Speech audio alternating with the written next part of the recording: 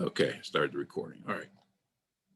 Sorry about that. Let's see. We don't have, Matt's not waiting to get in. Okay, let's get started. Okay, so we've got the roll call, terms of community announcements. Nothing much is a new or change. One thing I wanted to comment on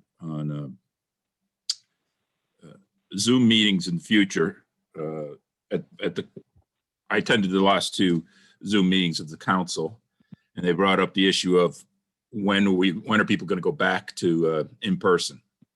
I imagine it's going to be pretty soon. There was no decision made. Councilman Brea just wanted to get a feel for what people thought.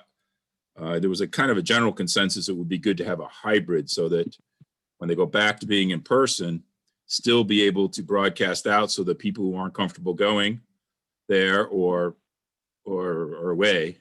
I think that would be great if they could do that. One of the things that I think I had mentioned last time, you know, we got out of that 1.9 trillion latest government plan, Yardley Borough is getting $248,000 of free money.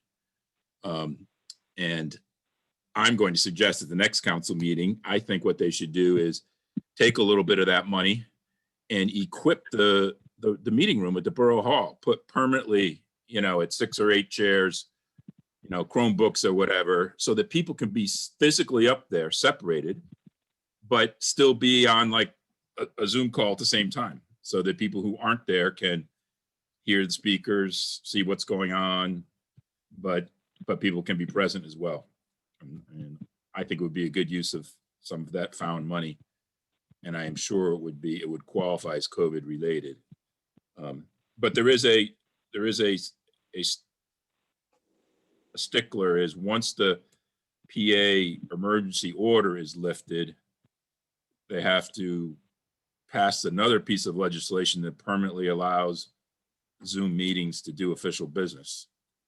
And so supposedly, I think one of the congressmen, I think there's a bill going through PA to try to do that. So anyhow, so until then, we will stay Zoom. I mean, I think it's okay when we don't have an applicant. When we have an applicant and you got drawings on the table, it'd be nice to be in the same room. But anybody else have feelings about that, when they'll be comfortable going back to in person? I wish I was there now, because this is driving me crazy, being on the phone, trying to type, and also, you know, not being able to see all of you if there's anything posted on, you know, like you're sharing screens or something like that. So I'm wholeheartedly for it. So we would be more than happy to just go back in anyway. Yeah. Wasn't the new CDC proclamation today that if you're vaccinated, you don't have to wear masks? Right. Exactly. Anywhere? So Even indoors? Is that what yeah. they? Yeah. Just a few hours ago, they came out with that. Even indoors, unless it's extremely crowded, like on a plane or a bus or a subway.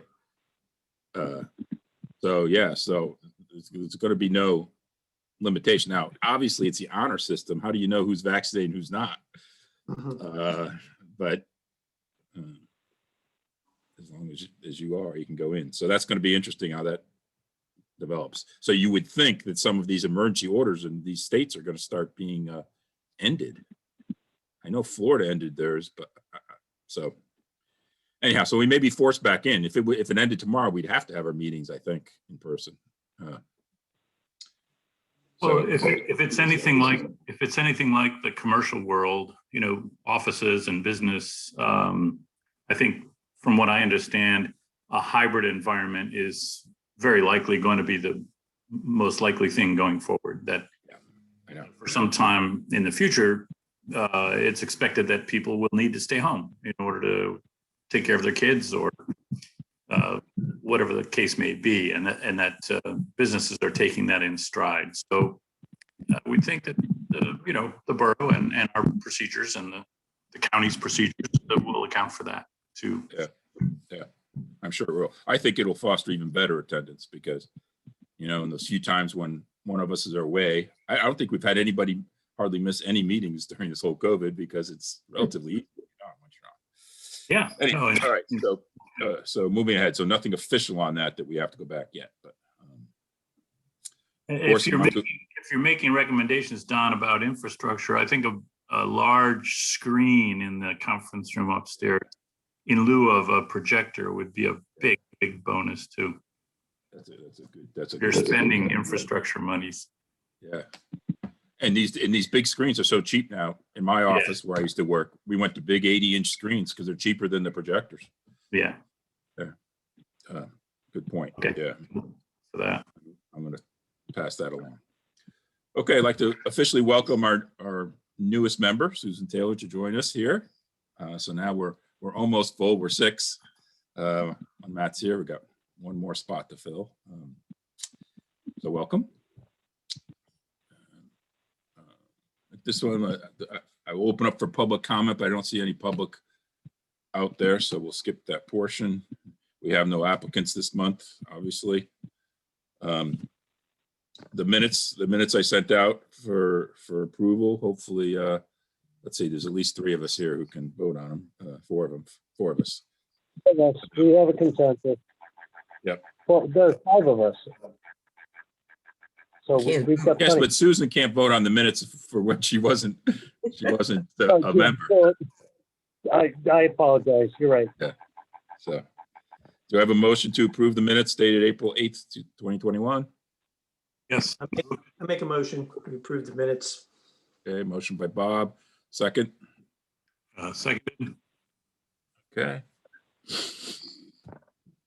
In favor, approved. Aye. Okay, we're clean with that. Okay, let me I'm gonna share. mark that Susan abstained, since she wasn't part of the meeting last time. Okay, yeah, fine. Yeah, no, I said abstain. It just got lost. Yeah. Right. All right. Okay. At this point under project updates, Susan, this is when I usually, because I try to attend all council meetings, I try to update our group on anything that's kind of in our ballpark that comes out of the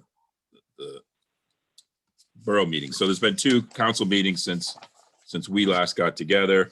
One was very short, didn't have much going on. Another one was much more involved.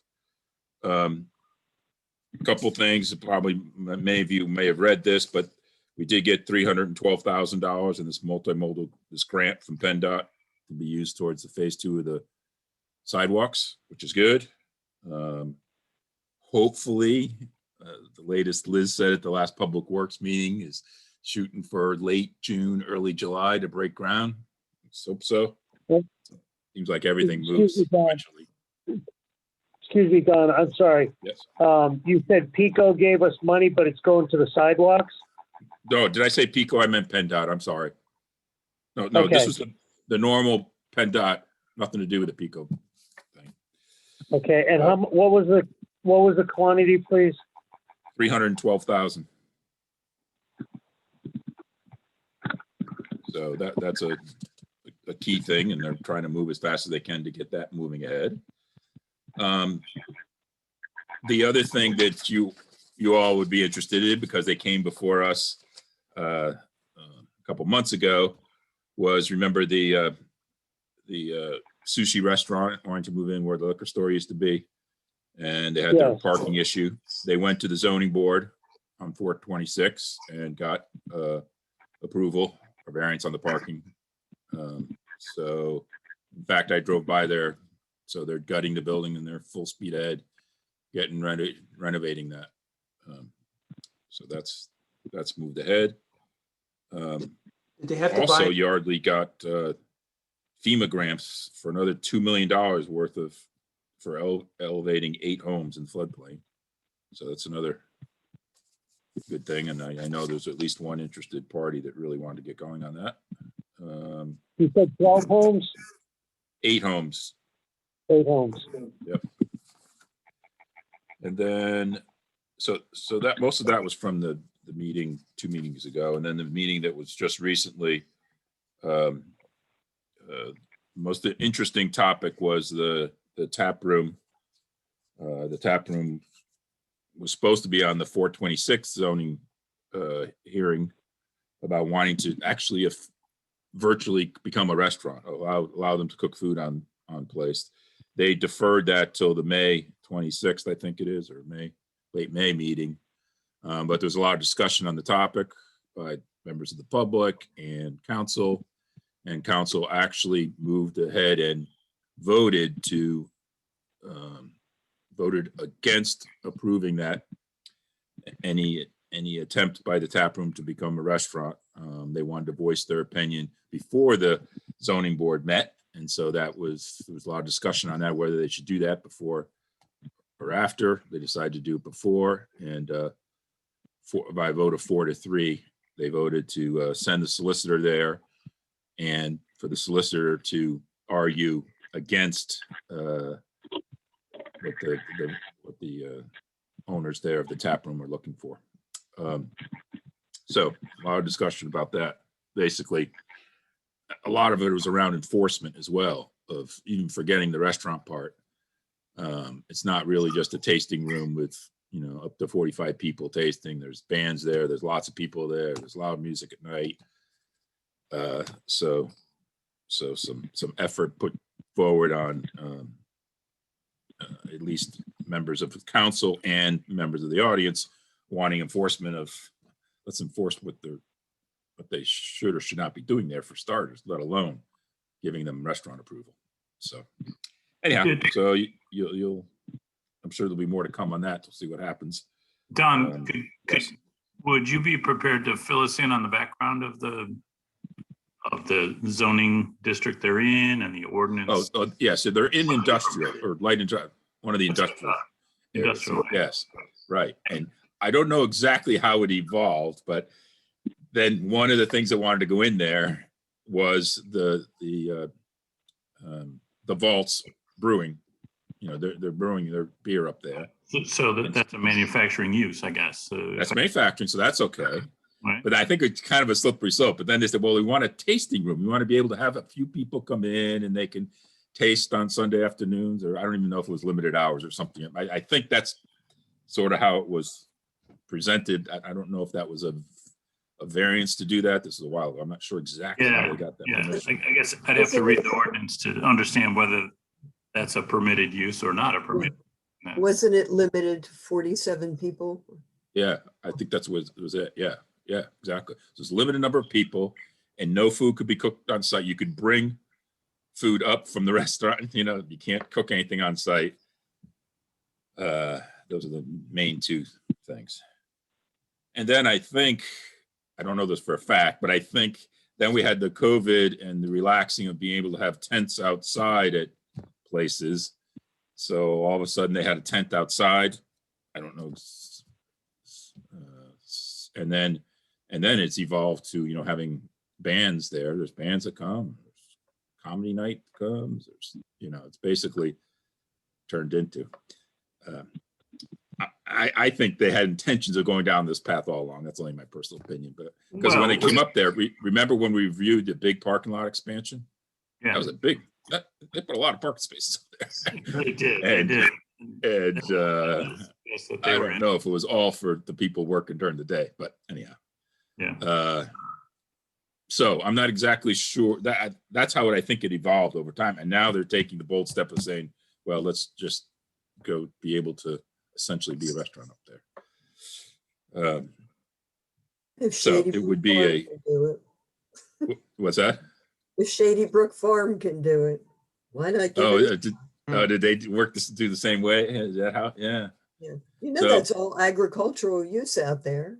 Yeah. So anyhow,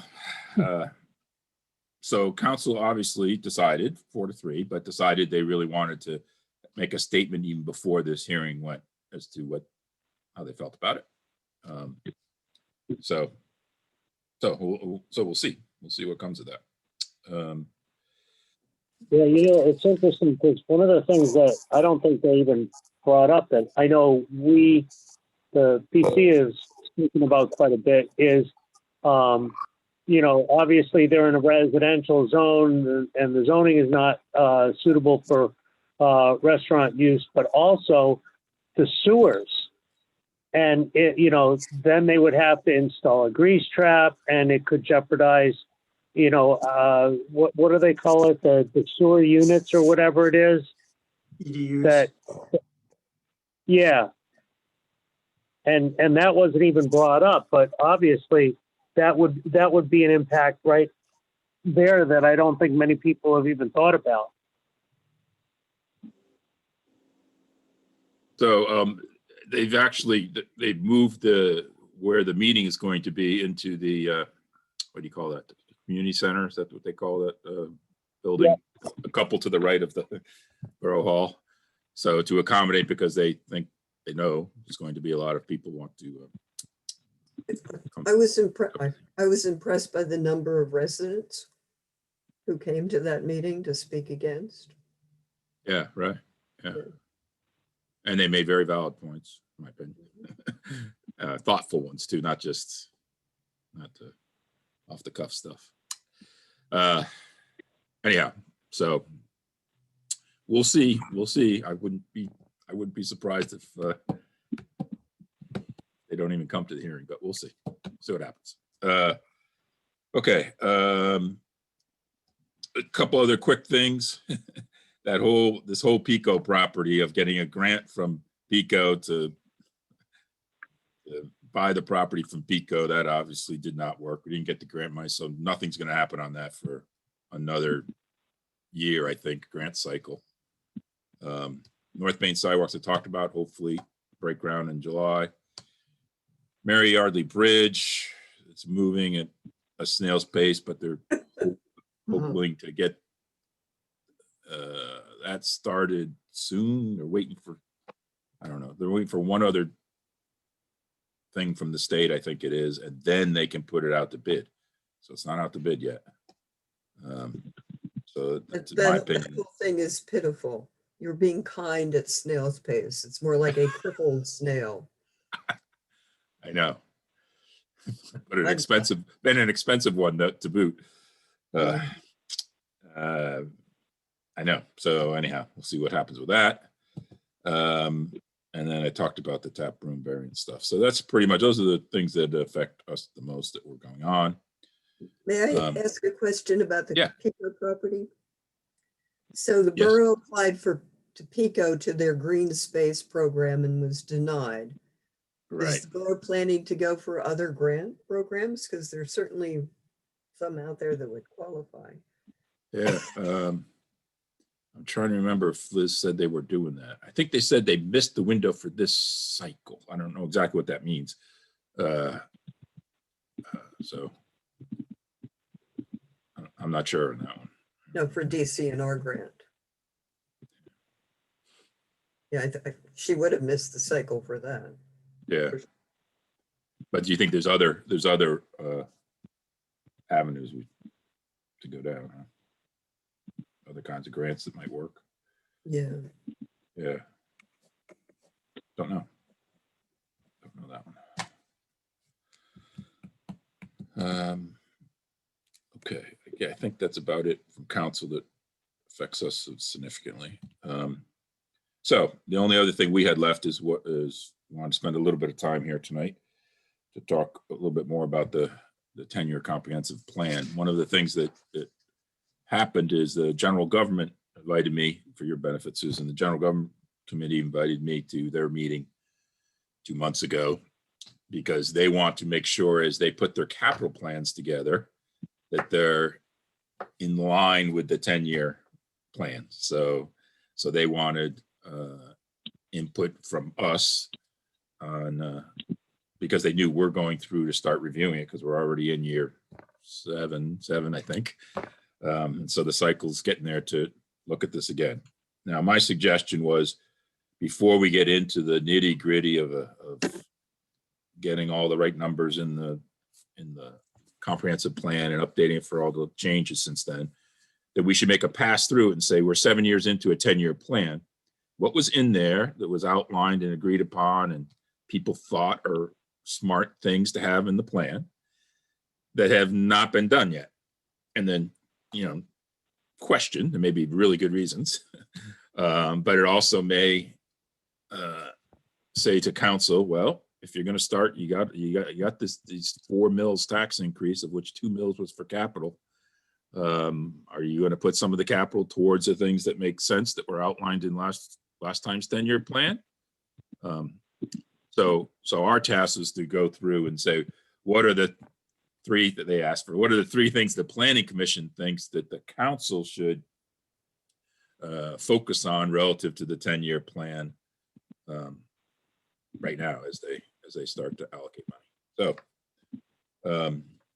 So we started talking through that at our last meeting. And then, so I'd like to get inputs from people. I have 3 or 4 that I think make sense. And I know, Richard, you wanted to look at the goals section and come up with some comments on that. So I want to open it up to anybody who wants to comment on this topic. Well, I'll just do a newbie. I think I got to page 40. And the things that I picked up, the riverfront access at Fitzgerald Summers.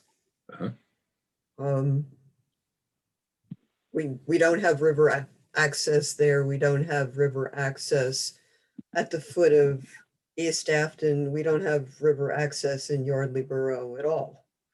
Right. And we have the potential to have that, especially since the borough owns the old emergency squad building right across from the Veterans Monument / bridge. Yeah, so from the monument to the next 40, 50 feet or whatever that's across the street from our building. And then when you get down to Fitzgerald Field, which isn't very far, those are 2 relatively significant blocks of room on the east side of the road. Yeah, that was one of the ones I thought too, because it was identified as something wanted to be done. And I don't think, I guess I lost. It sounds like the sidewalks on East Afton down to the memorial. That's been done within the last 10 years, I guess, because in the last plan, it made it sound like that was to come. It seems like it's been there a long time to me, but. That came along with the Lake Afton streetscape. Okay. Okay. That was all one piece. I see. So at least they got the path down there now. Now maybe they should do something down at the actual riverfront. I agree. That's one I think that's a good one to put on the list. Yeah. Regarding that, though, I'm gonna put on my devil's advocate hat for a minute. What would since the borough owns that property, what would be the potential liabilities if someone, say, for example, was injured or drowned at those locations? Well, it wouldn't be dramatically different if someone was injured or drowned at those locations today, would it? If we made a plan to improve access, or we didn't, the liability is the same, isn't it? Well, yeah, there's more chances for it to happen if you develop it down there and you make it a place for people to go, then maybe there's. Well, and the other thing is, I know that, anything, as I look out over the river now, everything on the riverbank, I know that Yardley Borough itself has, really given a lot harder time to residents even on their own properties in doing any modifications. Never mind, the state powers that be, so I don't know how much could actually be done as an improvement without it coming across some kind of legal issue or anything like that. If you guys can, I'm not sure how to word it properly, but I hope you understand what I'm saying. Well, I mean, Bristol Borough has an entire riverfront park. So certainly the liability issues aren't insurmountable. And if you go down on the south side of the monument, there's already a bench down there overlooking the river. But that's only like a few feet lower than the monument itself, not down at the water. It's about half, yeah, closer to the street, but maybe a third of the way down. Because I know, you'd have, for that particular spot, you'd have to be short of a billy goat to be able to get to it. And the other thing is, from a water flow perspective, because of all the high water events that have occurred, there's like a sandbar out there, and like just on the front side of it, more towards the Yardley Inn, and at the monument. So even to, for example, make a staircase or something like that, it wouldn't be a cheap thing.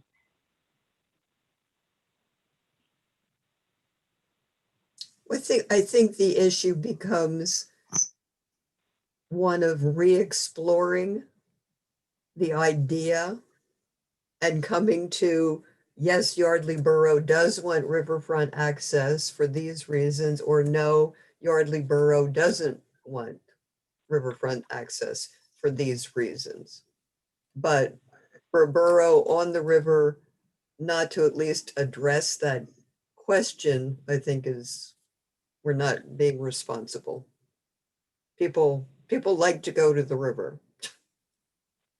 And particularly as we develop the next 10-year plan. Okay, it was in the last 10-year plan.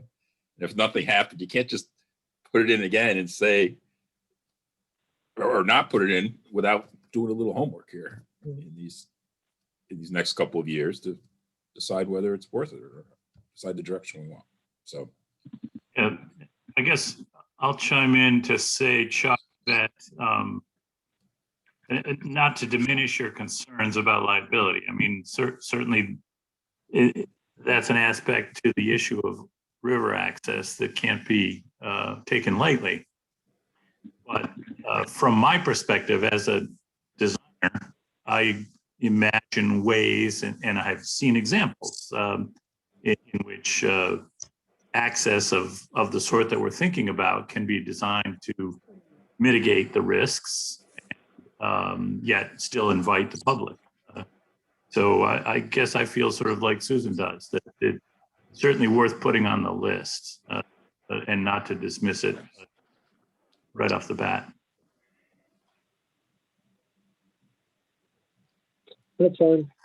I see that. I just wanted to, raise the awareness, basically. I just shared my screen. Can you guys see my screen? Yep. Hold on one second. Let me make it bigger. Yeah, we can get it. You see it? So these are a few that as I read through, that I thought might be worth at least lighting the fire under. Reviewing the parking circulation, in chapter 11, when I read through it, there's quite a bit of comments about parking and about shared parking and lots of different nuances of it. The survey that was done, the task force that was put together, et cetera. And just the fact that, for this sushi restaurant to go in, they had to get a variance because the calculations are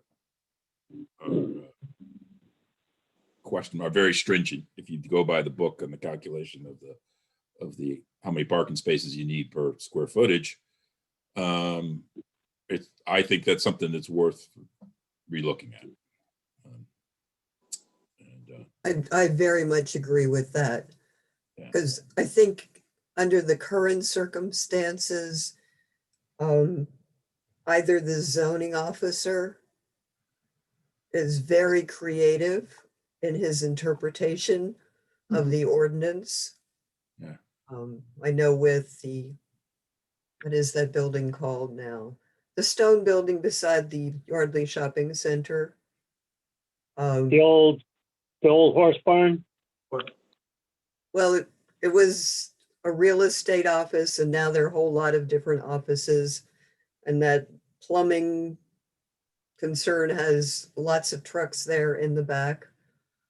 Oh, you mean BAI? That's actually a communications company. Okay. Anyway, But that's that building is, yeah, it was just sold recently. right, and they're going to put a big addition on. Oh, I didn't know that part. Yeah. Oh yeah, it's really significant. And my husband is on the Historical Architecture Review Board, and he questioned how all that square footage was being allowed. And after a lot of pressing, the zoning officer said, well, I subtracted the staircases, and I subtracted this, and I subtracted that, and I subtracted this to come out with a square footage that would accommodate the number of spaces that he could put in there. And that's not how you're supposed to be interpreting ordinances, to make things up as you go. So I think we're in this situation where either the zoning officer is creative or the applicant ends up with the zoning hearing board. And to me, that means that there's something amiss with the ordinance itself and the requirements. Exactly. So, my first experience with it was with the sushi restaurant. And, I was looking at the sushi restaurant's floor plan, et cetera, and going in, if there was a place in town to put in a restaurant and have parking, that's the best possible parking scenario, because, that parking lot's controlled at night. There's only the two restaurants there. If you couldn't put a restaurant in where the liquor store used to be, then you couldn't put a new restaurant in anywhere and have the calculations work, in my opinion. So even that required a variance, really questions the whole topic. Sounds So like anyhow, we've got another winner for a zoning officer.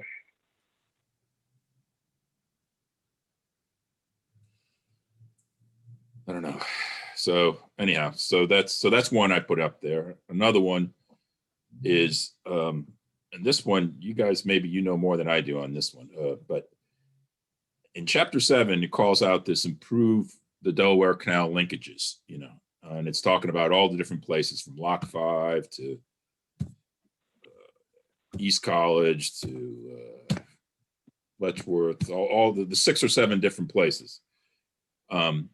And talks about that when this was created in 2014, where the access points should be and easements that the borough should get or the county should get to allow access along all these different places. So it implied that we didn't have easements already on any of those places to get on and off the canal trail. Nope. Does anybody know if that's true? Have they already gotten these linkages? If they have, I won't leave it on here, but No, that's absolutely true. yeah. Going from the south, there was an exploration of acquiring the property that runs beside the Yardley Service Center, the railroad abutment.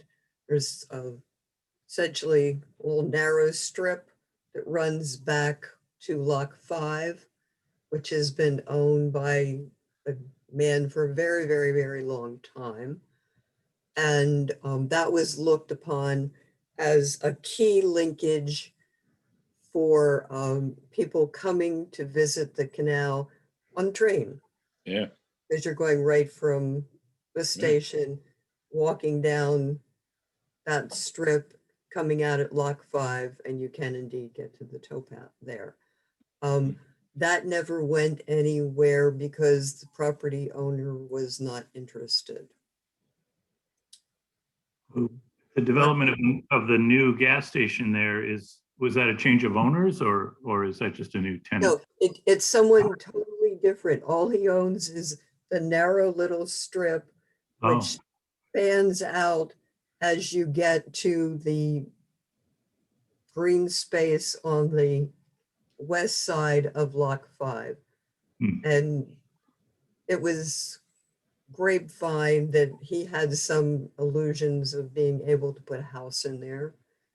But that's, So this would essentially be between the gas station yes, and the railroad bridge, right? right. Wow.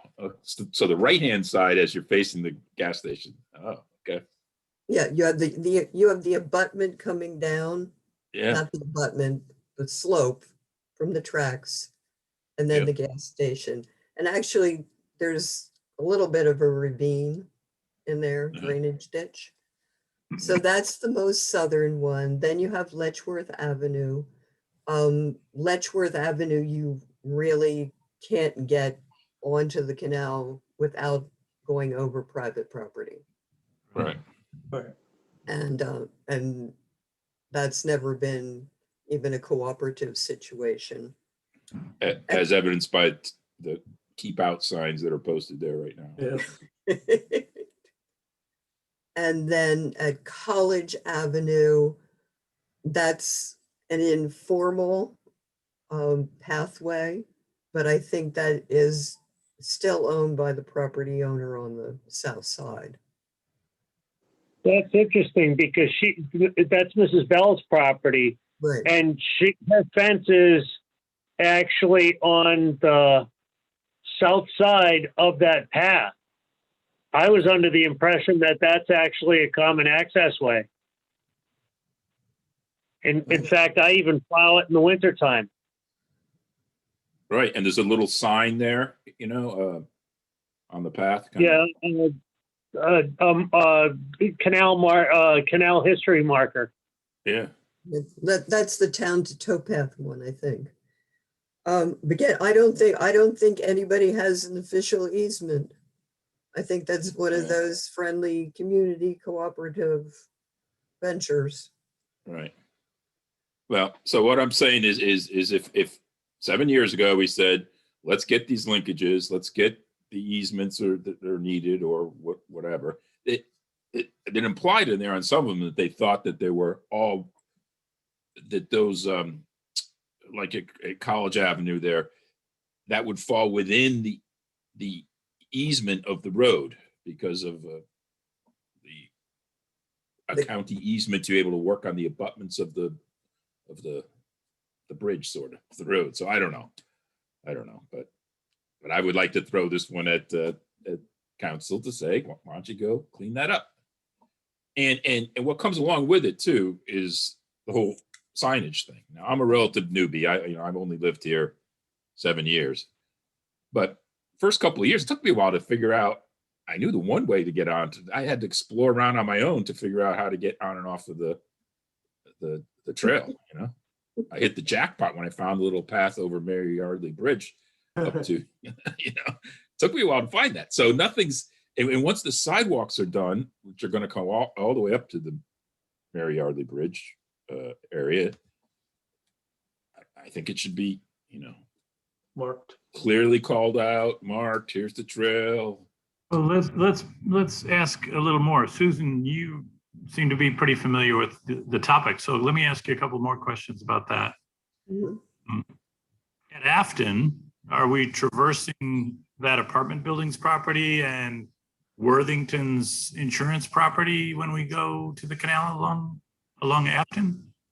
I think Worthington insurance property for sure. Yeah.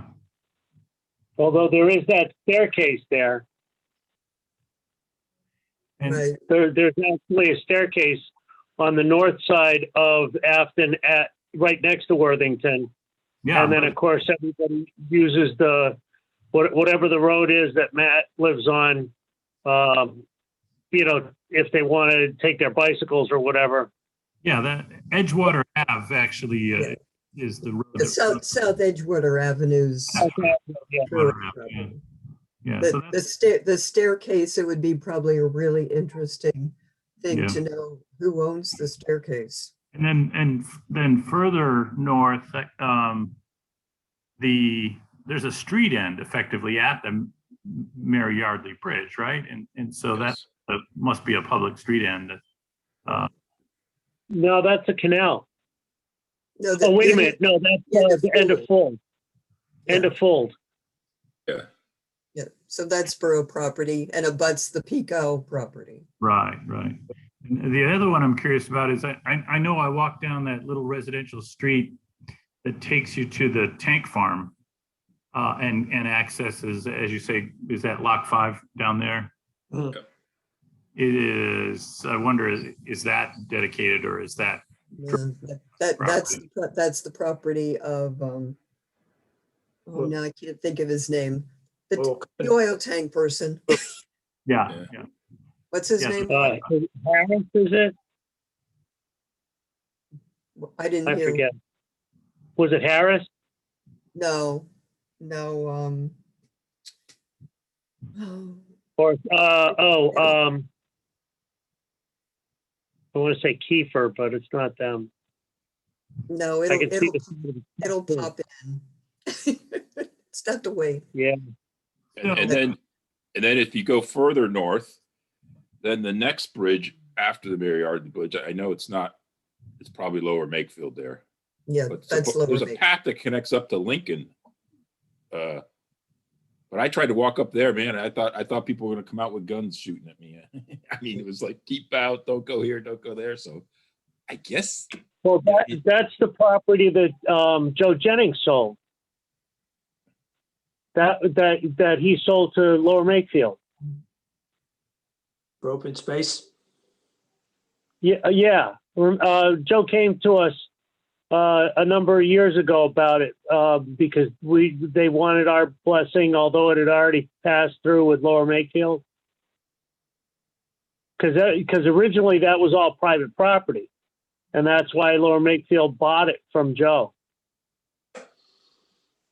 Well, there's an awful lot of keep out private property signs up there last time I was up there. Well, maybe that's the connection from the Jennings property over to Lincoln.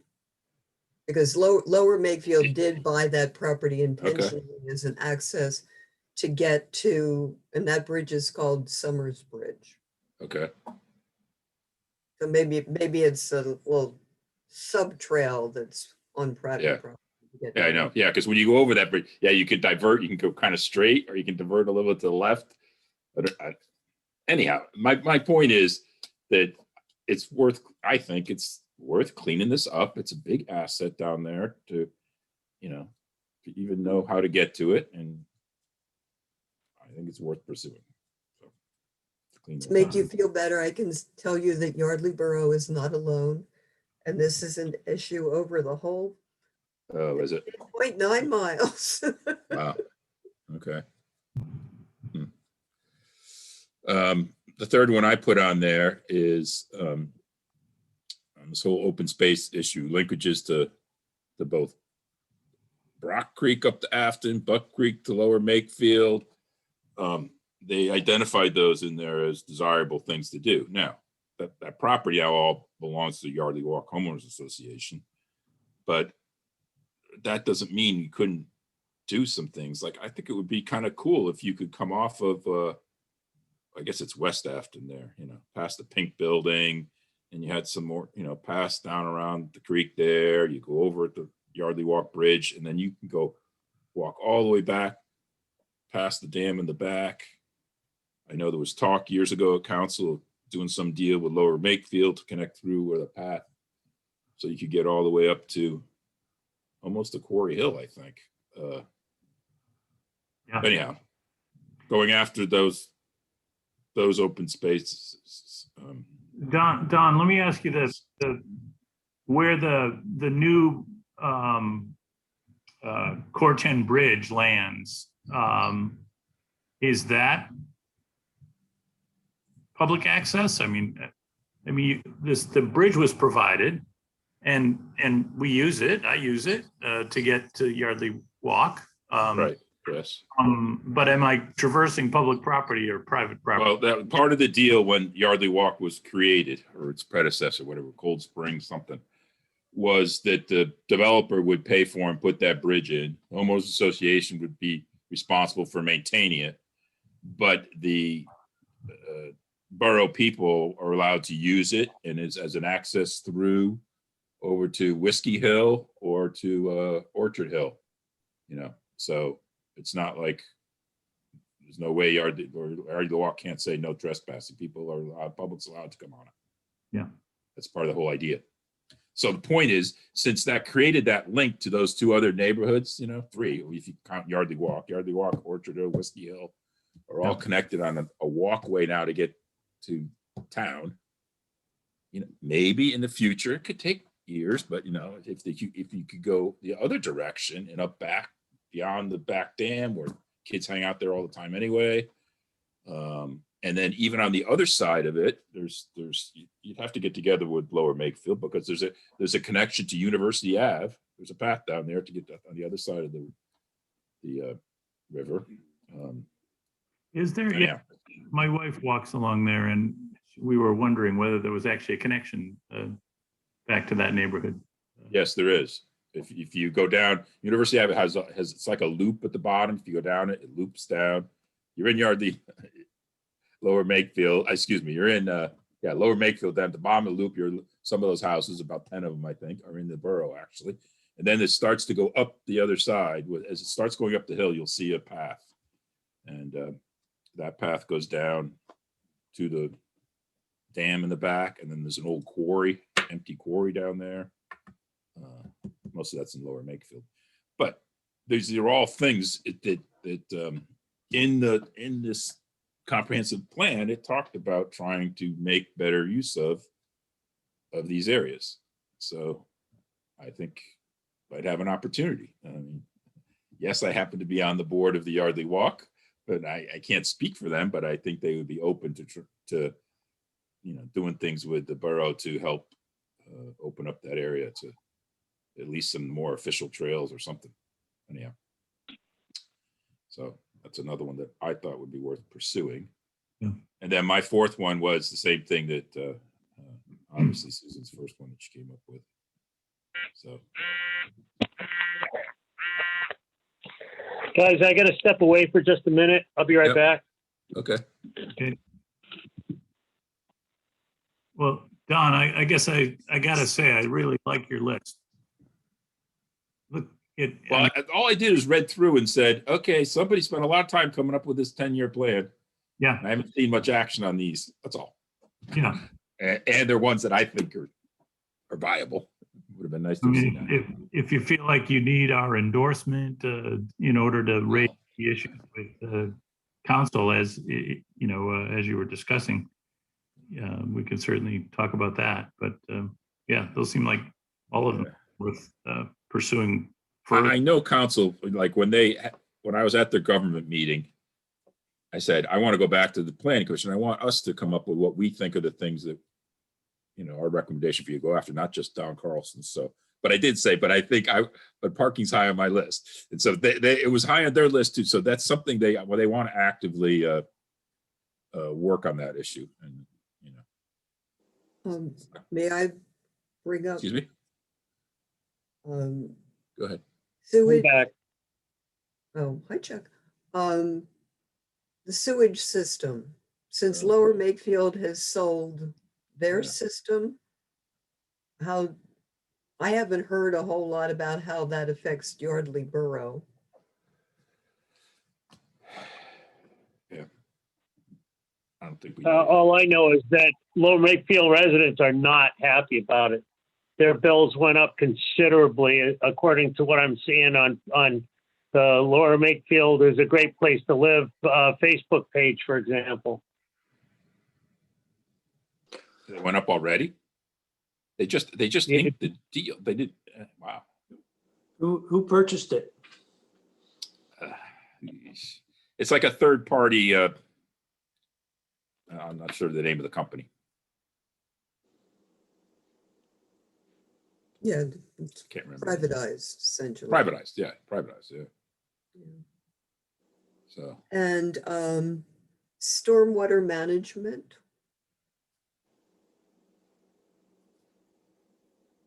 I think that's certainly worth a look. From my perspective with the canal, the less Yardley Borough contributes to the runoff into the canal, the better off we'll all be. yeah.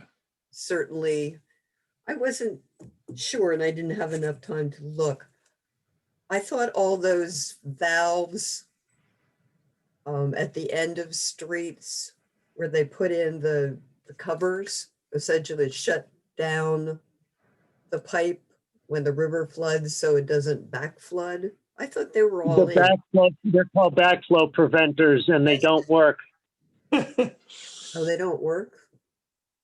The last one that they put in that was supposed to protect our area did not work. And I know it's a shame that Matt isn't on the call because I know he's had this as a slight passion for a bit. It was an ill-created entity in my opinion, and I think I don't want to speak for Matt, but he was pointing out, there's been pointed out that after these things got installed, there was no plan regarding maintenance for them or anything like that. And I can tell you that in the the January or right before Christmas high water event where the road, where Delaware Avenue was underwater, it did not stop the water from coming up as it's supposed to on Morgan Avenue and other areas. And the one that is in front of, I want to say Brown, the old Perlmutter House, there's a storm drain there. That isn't even connected. And all that happens is the storm drain itself ponds. No water goes down it at all. Quite a few of these things are not functioning as they are supposed to, if any at all. You know, if you have a backflow preventer in a regular building, you have to get it inspected and tested annually. It's a requirement for any building backflow preventer.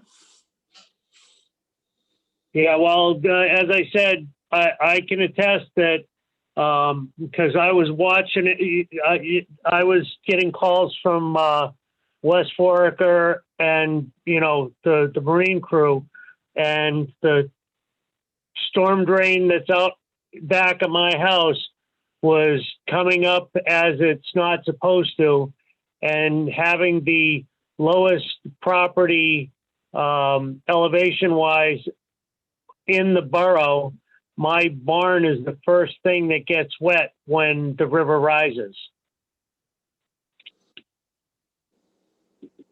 Well, aside from the technical matters of backflow preventers, which, yeah, that does seem like a backflow preventer in a closed system can be a very effective thing, but a backflow preventer in an open system, like a river connected to a storm drain, seems like a folly, in my opinion. But nonetheless, Susan, from your perspective, I guess, and our ordinances and our comprehensive plan, how do you think we should approach it? I mean, obviously, you can't talk about stormwater without talking about flooding in Yardley, right? So there's a lot of discussion about flooding, but not so much about prevention in the way that it's done elsewhere. I think I don't see what I think of as best practices for stormwater maintenance and stormwater control applied in Yardley. The impervious surfaces are, I think we could have more stringent regulations and more stringent enforcement on the things we probably do have on the books. So I would support a further investigation, comprehensive plan about that topic too. Yeah. Yeah. Mhm. Whatever happened to, what was it, when Tom Wells was around and we were talking, or was it Pete? Pete was talking about how, if we could have, for example, carports as opposed to garages, allowable and things like that. Carports aren't allowable? Flood control. Yeah, during, within the borough area, when they were talking about, when we were having the discussions about, we don't want to lock out and not allow people in like Rivermar and the Flats. We don't want to lock them out from being able to fix up their own properties and things like that. And there was something I remember Pete was talking about, if there was a carport, it doesn't take up the space because it's an open air entity and things like that. You guys remember that? Yeah, wasn't that incorporated into the recent changes in the floodplain ordinance? I think it was. I just think don't it was remember. in a favorable way, as I recall. Yeah. I think So, this can probably be condensed into best practices, which I told, enforcement, remediation. There are things out, if we have things out there that aren't functioning properly, that needs to be addressed. I distinctly remember when we were studying why the Delaware Canal overflowed in Yardley Borough, one of the factors was the fact that the stormwater detention basins in Lower Makefield were not functioning. So people have tried, but if you don't keep up with it, it's not of a help.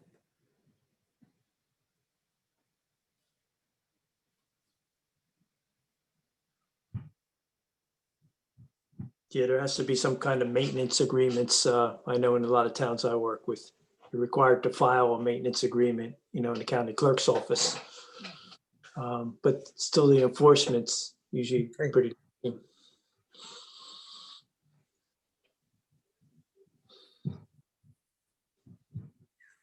But best management practices, I can only, rain gardens and infiltration basins, all that, that's a new focus now. And instead of just letting the water go or into a detention basin, try to get it back into the groundwater and infiltrate it.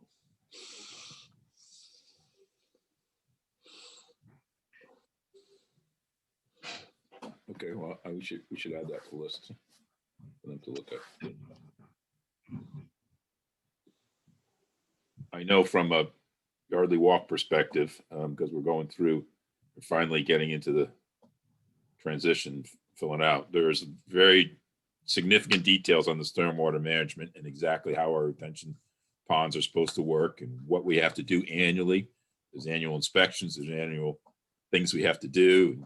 We're doing them now. We're doing the video, or making Lennar do the first ones. But anyhow, there is a pretty detailed plan. But I don't know if the same exists for older established borough things. Anyhow.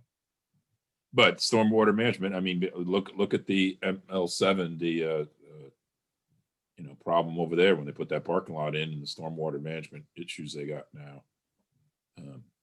yeah. That's kind of it's not just, it's what we do on all sides of the borough, not just down in the Mhm. flats in those areas. So it definitely needs to be clear in our plan, such that we use it as guidance going forward. Okay. Any other areas that people found that we wanted to highlight? Don, I guess I'll offer, I didn't put together a slide. I don't have a very comprehensive comment, but I would like to say that I'd like to dive into just generally the topic of sustainability. Yeah. It's a topic I'm familiar with from work, in my work, and I jotted down a few thoughts that I'll share with you now. I guess I'm struggling with the idea whether that's a topic unto itself in the comprehensive plan, or whether it really touches on a lot of different, aspects of our aspirations for the borough and the comprehensive plan. But I think that I don't think the comprehensive plan has much to do with borough operations, but borough operations could certainly be reconsidered with regard to the sustainable practices that they apply. And that simply has to do with the building, town hall. It might have something to do with the police and their vehicles. There's a lot of ways that the town could assess their sustainable practices, and that's something that I think you could probably have a conversation with the government committee about, and be happy to participate in that. I think that there's been some preliminary discussions about EV stations in the borough, and so sort of borough sponsored sustainable infrastructure, if you will. What's an ED station? That's EV, that is an electrical vehicle, right? Oh, okay. So charging stations for electrical vehicles, right? And then the other aspect of it gets into how we write our ordinances and what's permitted in the borough. One of the things conceivably could be that building integrated photovoltaics in buildings or on buildings, on roofs. Are there disincentives in our ordinances, or are there incentives in our ordinances to permit and allow those activities and those initiatives? The other thing is, fundamentally insulation and performance of buildings in the borough. I know that we have tried to alleviate restrictions on people in the floodplains to be able to improve their properties, but there are still limits. And I would suggest that it might be pertinent to allow exemptions for certain activities related to energy efficiency, for example, that we shouldn't penalize anybody for, in trying to improve the efficiency of their property, energy efficiency, things like that. And we've also, Matt mentioned last time, a discussion about how the borough waived permitting fees, or at least their portion of the permitting fees for certain activities after flood events. And it occurs to me that the same thing could potentially be applied to activities, again, deliberately focused on sustainability, whether it's individual homeowners or a larger, commercial events. So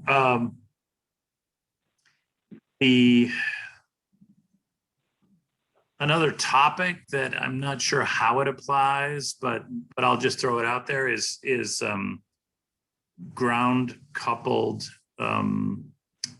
thermal loops. That is to say, what most people call geothermal. That is to say, linking heat pumps in buildings to the earth, effectively exchanging heat with the earth through wells.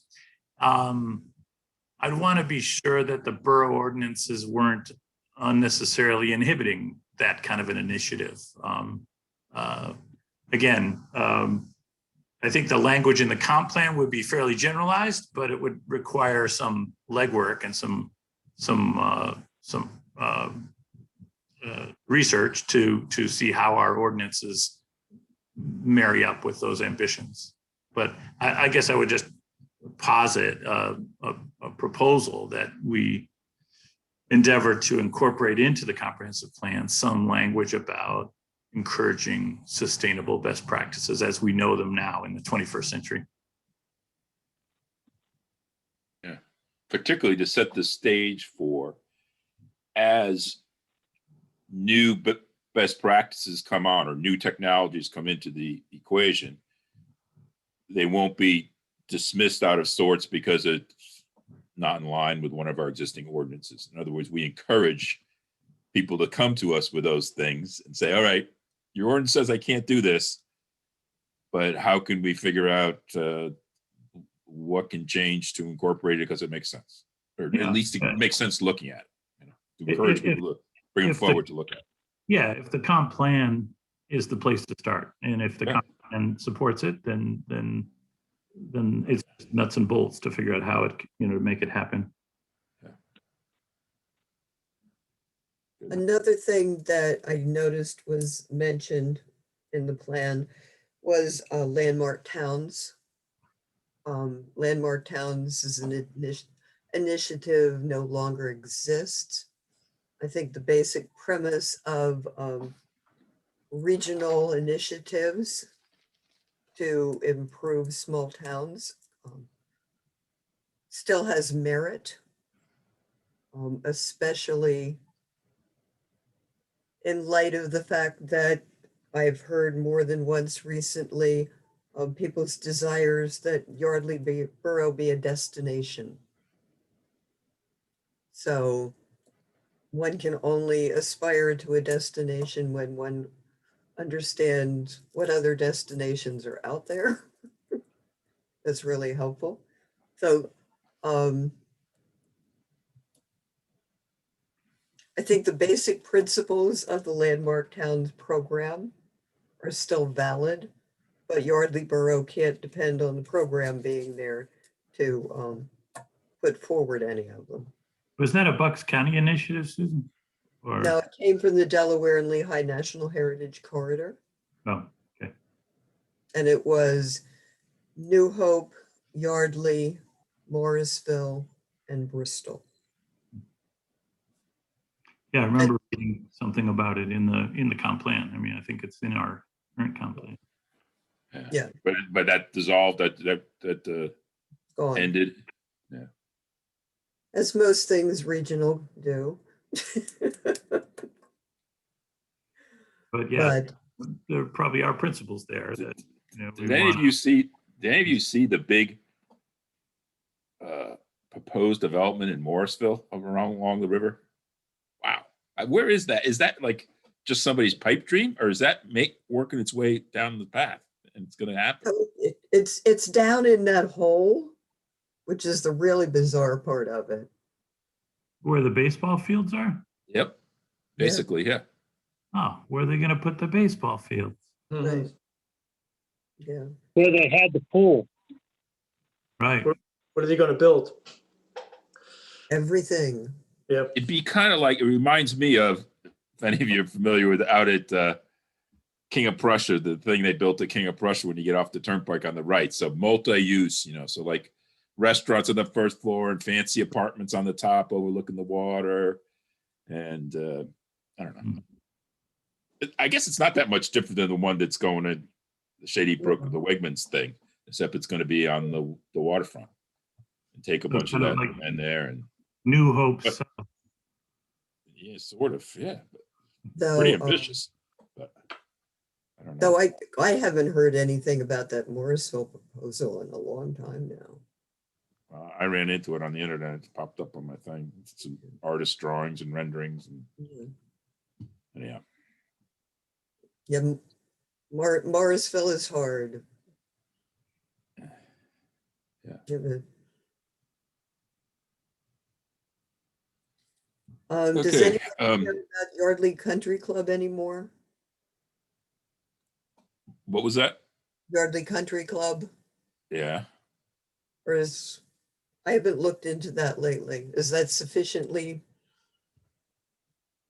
protected and planned as the borough wishes? We've tried to do as best as we can, I think. So that's all in place. No, I wouldn't go that far. I don't think it's a place. I mean, if No, they, there's a chapter in the comp plan that goes to some level of detail describing kind of what if, it seems like, what if a developer came and wanted to develop the country club. And we looked at that chapter a bit earlier this year. I think there's more to be said about it, more to look at.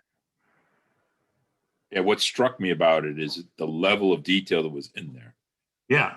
Didn't seem to me that it was raising the flag that there could be, 125 houses or something in there. There was a fair amount of specificity that didn't seem appropriate to a comp plan, Yeah, I know. the way I understand it. So we were at the beginning of the year, or actually last year, we were kind of going chapter by chapter, but I think we've taken a pause here to kind of speculate about, outside of what is currently, in the comp plan, what else is there? What should we focus priorities on? And that's what we're talking about tonight.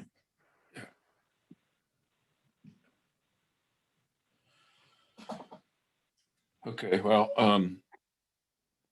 I can make a stab at between Chuck's notes and the notes I've taken here, and I can make a stab at trying to clean up some of these thoughts that Susan and Richard have added to the list. See if we can pull together in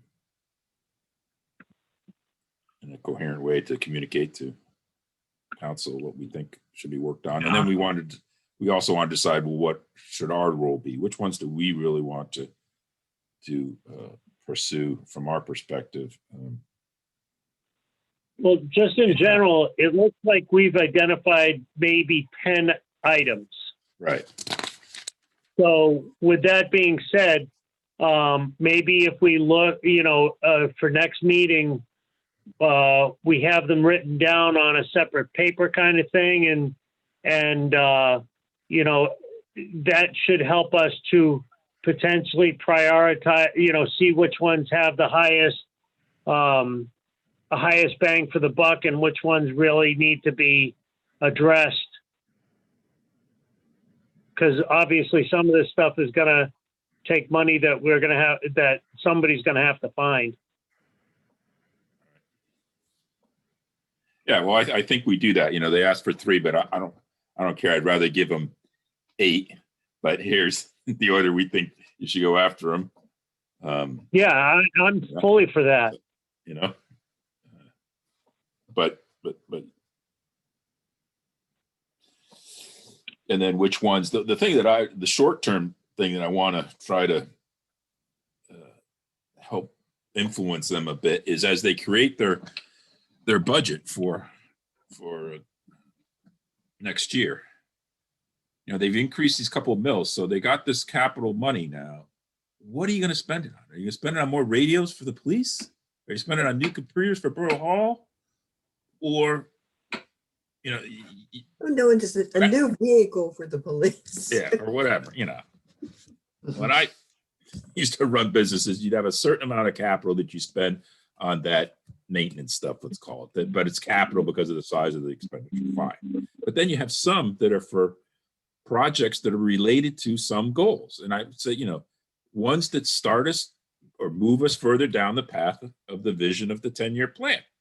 So let's make sure a couple of those get in there. There may be little things, I don't know, but and they should start looking at these items, see if they agree with us that these are the things that weren't done yet or need to be augmented from a 10-year plan perspective, and then start, picking out pieces of what it is, whether it's maintenance on stormwater management stuff, maybe it's code enforcing things along that lines more. I don't know what it is, but some of it's money, but some of it could be some capital too.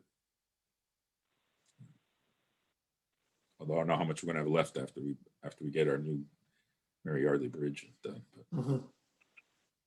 Don, do you have an idea about where in the current structure of the comprehensive plan the topics you raised fit?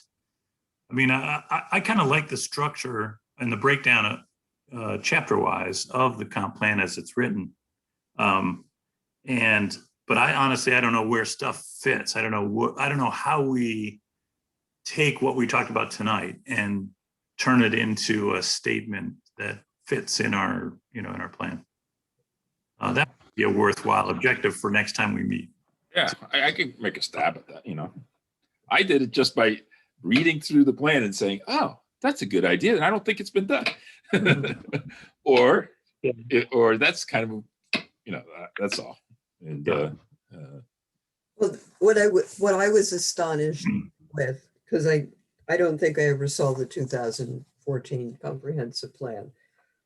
I mean, this is, from A to Z and from Z to A back again. I mean, this goes on and on and on about everything. I'm surprised it doesn't have genealogies in it. I know, and I wonder how much of it, though. History section. I wonder how much of it is from the plan, the 10-year plan before that was just copies and, because they went out to bid. If you read in there, they hired consultants to go write this thing, This is completely. It wasn't you planning commission people didn't write this whole thing, did you, Bob? Now, this is completely different. Susan remembers that our comprehensive plan was a couple pages long. Yeah, but Mike can't remember his last name. He was actually the zoning officer. He put a lot of effort into creating the document as it is now. Mike Mueller. He really did a fantastic job and was able to create and put a lot of vision into it, which had not been discussed before. Unfortunately, one of the things that also got put into that was the TOD, but he had it as the transportation oriented district, not the overlay district as Borough Council tried to call it. They just changed the TOD to another set of words. But Mueller did really, I remember working with him for quite a long time. We all did. And he really made it as this document is now. And and he was a volunteer doing this, or was he a paid consultant? Well, I think he was doing it as a paid consultant. Okay. But he was the zoning officer at the time. So, nothing for nothing. I don't know if he was actually doing it on his free time when he was sitting in the office kind of thing, as opposed to, at home. Right. But, he had really taken the reins and developed it into what it is now with all the sections and everything. I see. Yeah, because it's a lot of work just to update some of that stuff, Now with the new the census and the tree counts and the all the different number of homes and all the different categories. If we really want to keep all that stuff in the next plan, it's a lot of work for somebody to go do all that. But well, all I can say is documents, but based on what I'm getting the impression of from the current zoning officer, I sure as heck hope we don't have him be the one to do it. If he's making adjustments with, taking out calculations for stairs and things like that. Right. All right. I don't know about you guys, but I'm losing steam. But it's been very good I discussion. would like to make a proposal then that we adjourn. Do we have a second? Second. Yeah. Okay, I'll give you guys warning if we have any applicants coming. I haven't heard of any in the offing. Last I talked to Pat, I didn't hear about anything coming our way, but we'll see. If not, we'll move ahead down this path further.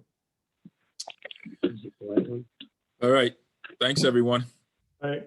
Sounds good, folks. Have a great night, and we'll see you next month.